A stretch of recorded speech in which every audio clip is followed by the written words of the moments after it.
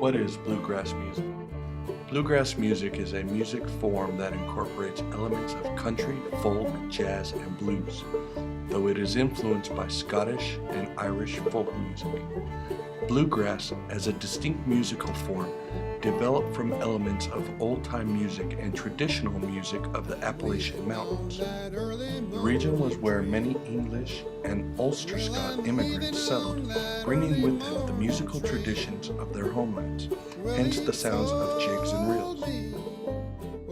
It is traditionally played on acoustic stringed instruments, the fiddle, the five-string banjo, guitar, mandolin, upright bass, resonator guitar, and occasionally the harmonica. This instrumentation originated in rural dance bands and is the basis on which the earliest bluegrass bands were formed.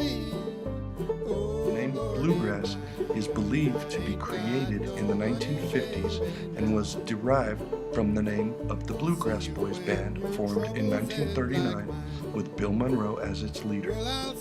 Monroe's 1946 to 1948 band, sometimes called the original Bluegrass Band, created the definitive sound and instrumental configuration that remains a model to this day.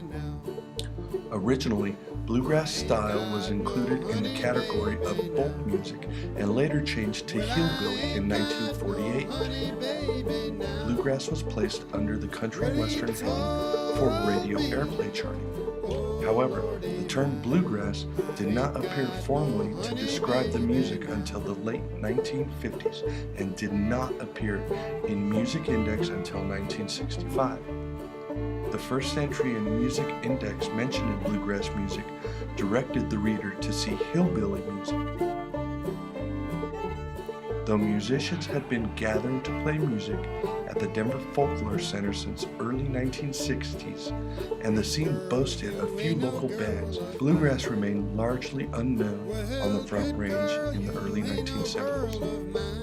At the time, multi-day bluegrass festivals were still young.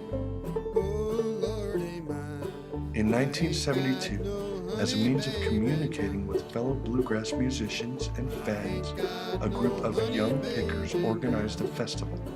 By 1973, there were nearly 70 such festivals around the country.